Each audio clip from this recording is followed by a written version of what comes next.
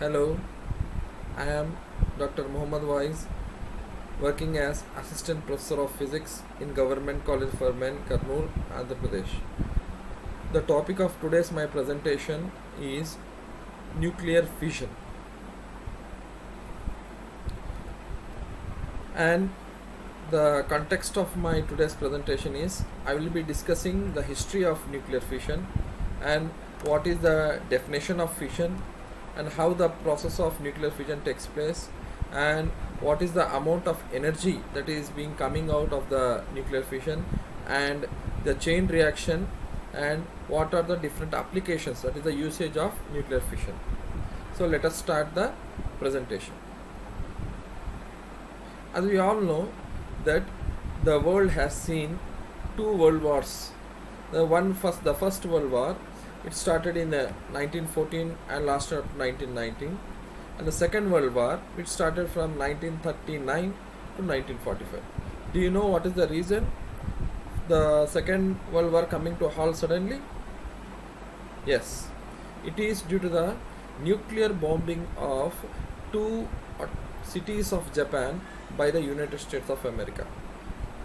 So the first bomb, which we call it as Little Boy, the name of the bomb given to is Little Boy, it was dropped on Hiroshima on August 6, 1945. So it was a uranium-235 gun type bomb, and the moment the bomb was dropped, it causes a lot of devastation and killing thousands of people across the Japan. So almost certain estimates that 80,000 to 1,40,000 people killed instantly. So this is only the actual figures, but the repulsive effect, that is the effect of due to the emission of nuclear radiation of that bomb, was very large, and some say that it lasted for several years. That is the pregnant women who were carrying the child, and the child was born with certain limbs defect. All these things are the repercussions of the atomic bombing. The second bomb was the Fat Man, which was dropped by the United States of America on August 9th. It was dropped on Nagasaki, and it also created a huge devastation. And let us understand what is meant by actual nuclear fission, because the principle behind the construction of these atomic bombs is nuclear fission.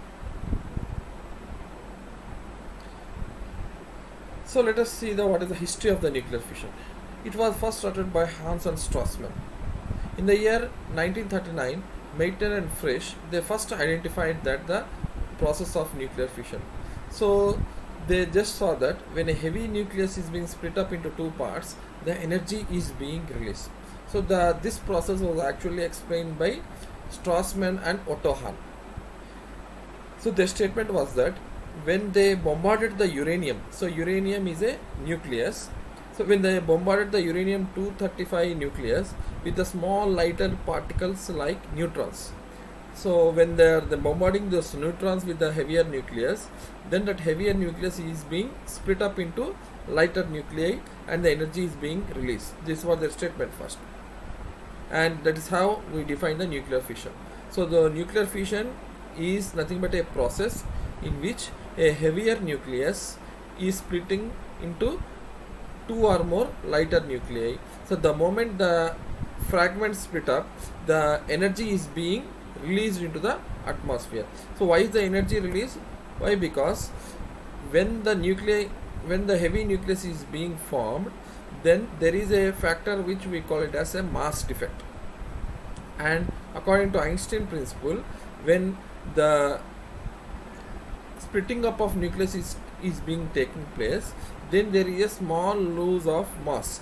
So that mass is being converted into energy. So that is the reason why when the splitting up of heavier nucleus is being taking place into smaller fragments, then the energy is being released into the atmosphere.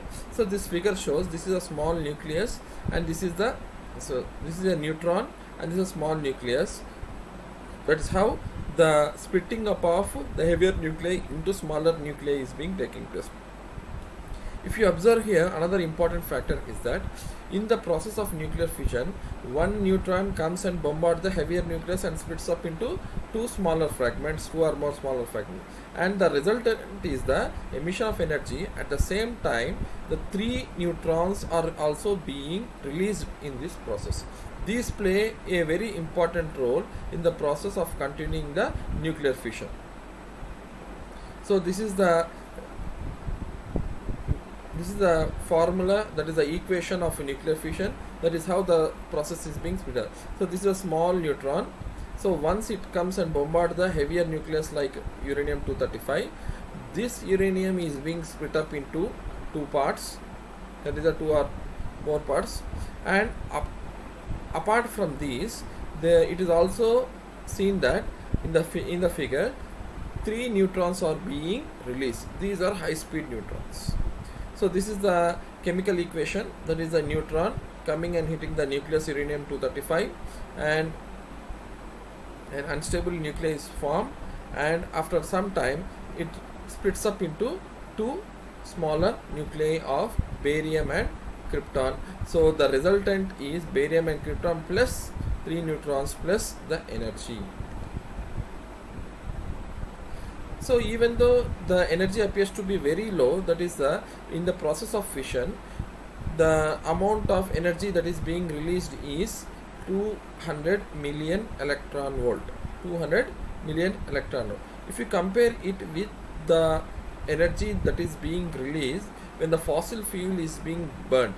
So when the fossil fuel is being burnt, the amount of energy released per molecule is 6.5 into 10 to the power of minus 19 joule. Okay, so when you compare it with the amount of energy being released in a process of fission, it is 3.2 into 10 to the power of minus 11 joule. So almost it is somewhat low when you compare it with the fossil fuel. But if you take the number of atoms into consideration, so the number of atoms is nothing but 1 mole of uranium will be consisting of Avogadro number of atoms, that is the 6.023 into 10 to the power of 23 atoms. You see here, one uranium atom is giving this amount of energy, that is a 2.35 into 10 to the power of minus 11 joules of energy. When the amount of energy released by the 1 kg of uranium fission is being taking place, then you just see here that the total energy released is 2.385 into 10 to the power of minus 11 multiplied by this factor. The total energy is 6 multiplied by 10 to the power of 13 joule. So 10 to the power of 13 means after 6 we have to put almost like some 13 zeros. If you put 7 zeros, it becomes 1 billion, and if you put 13 zeros means it is more than hundreds of billions of joules of energy is being released when the fission of one uranium atom is being taking place.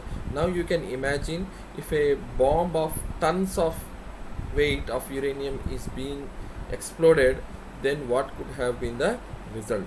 So that is the factor which led to the huge devastation of the cities of Hiroshima and Nagasaki and led to the death of so many lakhs of people being killed.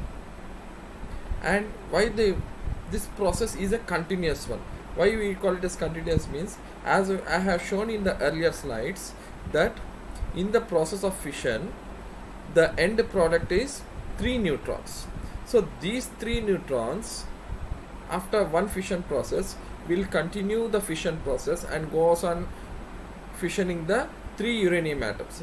So when the 3 uranium atoms fission of 3 uranium atoms takes place, then the result is 9 neutrons. Then 9 becomes 27, 27 becomes 81.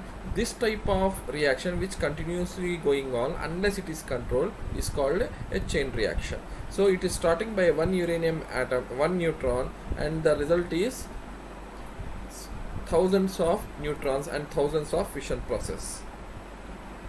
So when it is uncontrolled chain reaction, that is being used in the manufacturing of atomic bombs. So it goes uncontrolled and the continuous fission goes on and resulting in the release of thousands of joules of energy, resulting in a vast destruction. but at the same time, if you are able to control the chain reaction process, then we can use this the energy being liberated in the fission process for the production of electrical energy. So this is what being done in a nuclear power plant. In the nuclear power plant, the fission process is being controlled by using control rods and different types of construction mechanism, which can be shown in the figure here, the nuclear which we call it as a nuclear power plant. So the energy that is being liberated here, that is used to draw the turbines, and this turbine will rotate and produce the alternating electric field. So this electric field can be used for the civilian purposes. So these are the phenomena on which the nuclear power plants work. So in the fission process, the energy liberated is used to make water vapor. That water vapor draws the turbines. The turbines generate the AC field, and the AC field is used for civilian purposes. So this, in the figure you can show you can see a nuclear power plant.